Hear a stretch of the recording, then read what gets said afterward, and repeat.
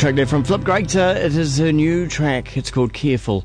And before that was Dictaphone Blues with 100 Suns Inside My Lungs. Time now 16 minutes past 7. The Radio Wammo Breakfast. Bond does Deutschland. It's Kirsty Bond in Germany. Yes, joining us at the end of the long weekend in Germany, it is Kirsty Bond. Hello to you, Kirsty. Hello to you. Where, of course, it's Monday evening. Now, in Germany, do you get the Friday off as well as the Monday as well?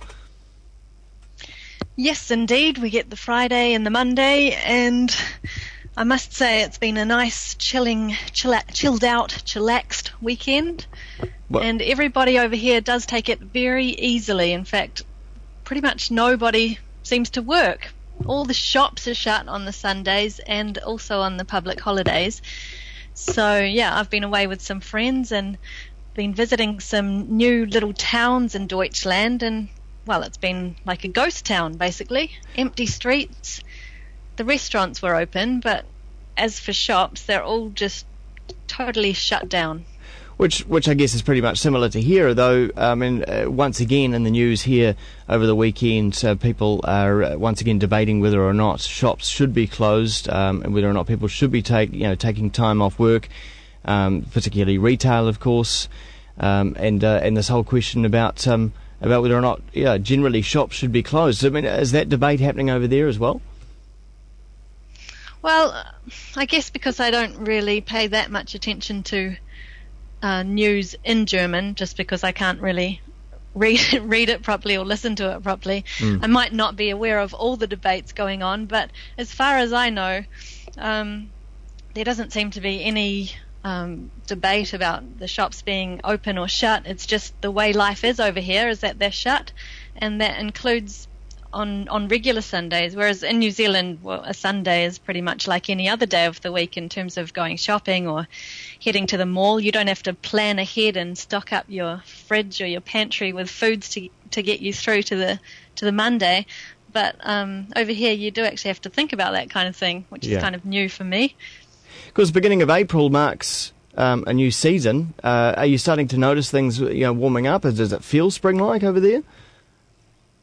Yes, indeed. The daffodils have started to bloom, and a few blossoms are starting to appear on the trees.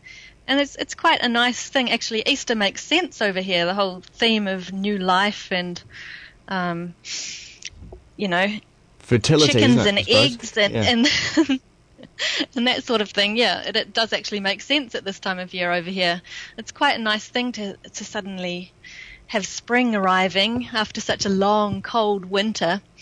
But I think that's something that I've noticed about living over this side of the world is the distinctiveness of the seasons, whereas in New Zealand, or at least in the North Island, it seems like all the seasons just blur in together, and you gradually have this transition from winter into autumn and finally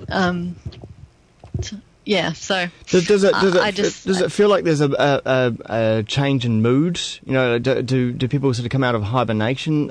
Is there a bit more positivity around?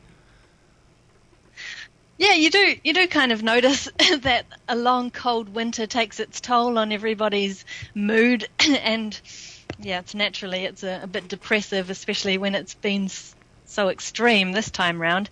So yeah, you do notice that when the sun comes out to play, everybody seems a little bit more light-hearted. And they did a bit of a study on people's awareness of global warming, I guess, or their concerns about it. And after such a long, cold winter, it seems that people over here are now less concerned about global warming because they've been freezing all winter. So they did the same survey a couple of years ago, and about 60% of people were concerned about global warming, and now after this long cold winter, apparently only 40% are concerned. Yeah. It's this whole confusion about global warming versus climate change. Exactly. Yeah. Yeah. Well, what about because it has just been Easter? What about chocolate? I mean, is that a big deal during Easter? Yeah, it is a big deal, although I have noticed that the selection of chocolate eggs over here isn't so great as what we have back home. Like, they don't seem to have the big, chunky Easter eggs that we get, which, are filled with all sorts of different things inside. Instead, they focus more on the bunnies, and actually they have like painted boiled eggs, I guess, as well. And they have they decorate trees outside with colourful eggs, like as though you would hang decorations on a Christmas tree. Yeah. They do that for Easter as well with small colourful eggs. So rather than like a homemade boiled egg, you can actually go and buy a decorated boiled egg. Yeah, exactly. Wow. Did you have any yourself? No, I can't say boiled eggs really are that appealing to me. I stuck with the chocolate personally. Actually, a purchased boiled egg. That's interesting. That's quite different. A little bit novelty, yes. Yeah. But definitely the thing that struck me this Easter was just the quietness of everything in general, and I think it's part of the culture, and it's also part of the laws. So they actually have rules against making noise on public holidays and Sundays. So you've actually got to avoid using any machinery or any household equipment that's going to make noise, and it's mainly just so that you can avoid pissing off the neighbours.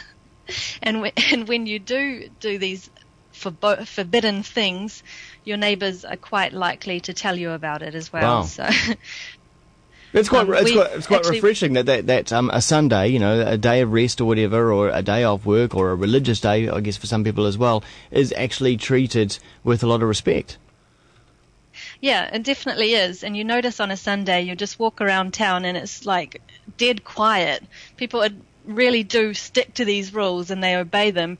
And if you go out for a walk in the park, you notice that everybody's out there with their families going for a walk, and basically because there's not really much else that you can do except go outside and enjoy nature or stay inside being quiet in your house. It's funny because we consider ourselves to be so progressive in that, we want to treat Sunday like any other day, and start taking away some of the rules around not trading on a Sunday. And we think that's kind of progressive, but maybe it's not.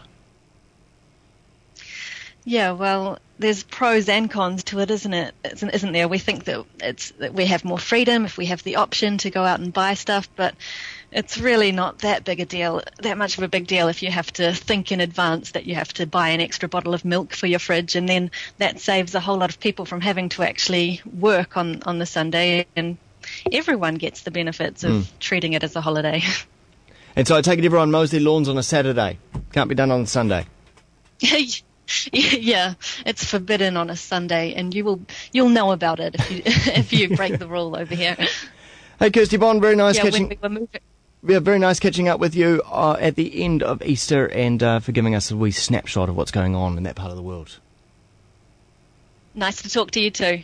Track now from Devil's Elbow. This here is called KO on the Kiwi Radio Wammo Breakfast.